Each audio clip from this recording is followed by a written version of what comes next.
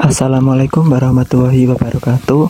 Perkenalkan, nama saya Bagas Parmadi, NPM 1810102022. Di sini saya akan mempresentasikan proposal tugas akhir saya mengenai analisis prediksi kebangkrutan dan tingkat akurasi modal Altman Yield Score pada perusahaan-perusahaan subsektor logam yang terdaftar di Bursa Efek Indonesia tahun 2018 hingga 2020, di mana pembahasannya meliputi abstrak, bab 1 pendahuluan, bab 2 telaah pustaka, dan bab 3 metode penelitian.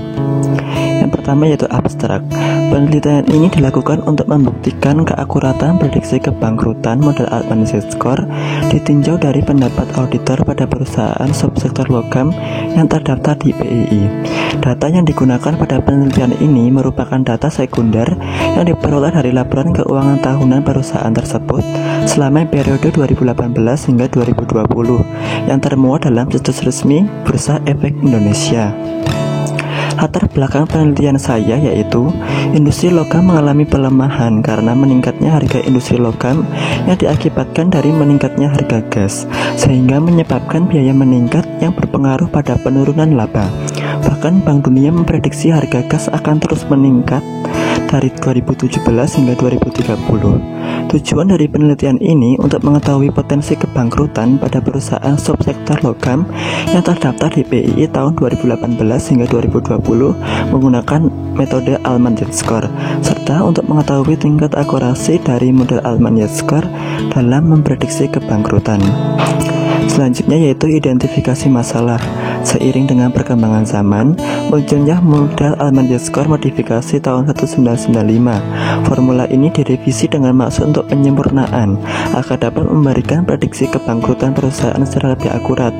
Fenomena-fenomena seperti yang diungkapkan dalam latar belakang sebelumnya menunjukkan bahwa rasio-rasio keuangan seperti net working capital to total asset, retained earning to total asset, earning before interest and tax to total asset, dan book value of equity to total liability semakin dirasa berpengaruh dan penting dalam memprediksi masalah kebangkrutan, dan apakah hasil yang diperoleh dari rasio-rasio tersebut valid dan sesuai dengan opini auditor going concern atau tidak.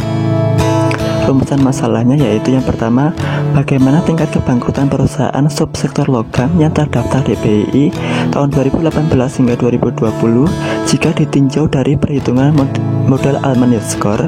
Yang kedua, bagaimana tingkat kebangkrutan perusahaan subsektor logam yang terdaftar di BII tahun 2018 hingga 2020 jika ditinjau dari opini auditor going concern. Dan yang ketiga, bagaimana perbandingan hasil prediksi metode Altman Yield Score dibandingkan dengan opini auditor going concern dalam memprediksi tingkat kebangkrutan pada perusahaan subsektor logam yang terdaftar di BII tahun 2018 hingga 2020. Tujuan penelitian itu sendiri yang pertama, mengetahui tingkat kebangkrutan perusahaan subsektor logam di BII 2018 hingga 2020 berdasarkan model perhitungan Altman Yield Score. Yang kedua yaitu mengetahui tingkat kebangkrutan perusahaan subsektor logam di BII 2018 hingga 2020 berdasarkan opini auditor going concern. Dan yang ketiga, mengetahui hasil perbandingan prediksi metode Altman Yield Score dibandingkan dengan opini auditor going concern dalam memprediksi tingkat kebangkrutan pada perusahaan subsektor logam yang terdaftar di BII tahun 2018 hingga 2020. Selanjutnya saya akan memaparkan mengenai manfaat penelitian saya, dibagi menjadi dua manfaat. Yang pertama yaitu manfaat teoritis. Penelitian tugas akhir ini bermanfaat untuk memberikan pengetahuan tentang analisis metode Altman Yield Score dan tingkat akurasi dalam memprediksi tingkat kebangkrutan semua perusahaan subsektor logam yang terdaftar di BII tahun 2018 hingga 2020. Untuk yang kedua yaitu manfaat praktis. Yang pertama, bagi perusahaan, penelitian ini diharapkan menjadi salah satu referensi dalam menggunakan metode prediksi kebangkrutan yang tepat untuk menilai kondisi keuangan perusahaan yang berpotensi mengalami kebangkrutan di Bursa Efek Indonesia. Yang kedua, bagi investor, penelitian ini diharapkan dapat menjadi acuan pengambilan keputusan dalam pembelian perusahaan mana yang mengalami kebangkrutan di BII. Yang ketiga yaitu bagi peneliti selanjutnya, hasil penelitian ini dapat dijadikan sebagai bahan perbandingan dalam mengkaji masalah yang sama, sehingga segala kekurangan yang ada pada penelitian ini dapat diperbaiki dan disempurnakan pada penelitian yang selanjutnya. Yang keempat, bagi akademisi, Penelitian ini diharapkan dapat memberikan tambahan wawasan dan informasi tentang metode-metode kebangkrutan yang tepat dalam memprediksi kemungkinan perusahaan yang mengalami kebangkrutan di BEI, serta menjadi bahan referensi untuk penelitian selanjutnya. Yang kelima, bagi penulis, penelitian ini dapat memperluas wawasan penulis di bidang akuntansi, keuangan, dan investasi, sehingga penulis mampu menganalisis laporan keuangan dan terhindar dari investasi perusahaan yang mengalami kebangkrutan. Dan yang terakhir, bagi auditor, sebagai salah satu acuan untuk mengevaluasi apakah ada keraguan yang mendasar atas kemampuan klien mereka untuk tetap beroperasi atau going concern. Model Altman-Yezgor modifikasi tahun 1995. Dalam Yezgor modifikasi ini, Altman mengeliminasi variabel X5 berasal dari rumus sales dibagi total aset karena rasio ini sangat bervariasi pada industri dengan ukuran aset yang berbeda-beda. Berikut persamaan Yezgor yang dimodifikasi Altman dan kawan-kawan tahun 1995. Rumusnya yaitu Z sama dengan 6,56 kali X1 ditambah 3,26 kali X2 ditambah 6,72 kali X3 ditambah 1,05 dikali X4 dengan keterangan yaitu Z bankruptcy index, X1 working capital dibagi total aset, X2 return earning dibagi total aset, X3 earning before interest and tax dibagi total aset, X4 book value of equity dibagi total liabilities. Untuk klasifikasi perusahaan yang sehat dan bangkrut didasarkan pada nilai Z-score model Altman-Yezgor modifikasi, yaitu yang pertama, jika nilai Z itu kurang dari 1,1 maka termasuk pada perusahaan yang bangkrut. Jika nilai Z itu antara 1,1 hingga 2,6 maka termasuk dalam gray area atau tidak dapat ditentukan apakah perusahaan itu sehat ataupun mengalami kebangkrutan. Jika nilai Z itu lebih dari 2,6 maka termasuk dalam perusahaan yang tidak bangkrut. Untuk opini auditor independen, penelitian ini menggunakan pendapat auditor sebagai pembanding karena pada dasarnya pendapat auditor didasarkan pada hasil telaah mendalam pada laporan keuangan perusahaan. Dan kata lain, pendapat auditor dinilai dapat mencerminkan kondisi keuangan perusahaan senyatanya. Jika model Altman-Yezgor memiliki kesesuaian dengan pendapat auditor, maka model tersebut dikatakan akurat dan sebaliknya. Menurut Suswarno tahun 2012, pendapat auditor secara bertingkat diklasifikasikan menjadi 4 tingkat. Yang pertama itu pendapat wajar tanpa pengecualian atau WTP, pendapat wajar dengan pengecualian atau WDP, pendapat tidak wajar atau TW, dan menolak memberikan pendapat atau MMP. Untuk jenis dan sumber data dalam penelitian saya menggunakan data sekunder.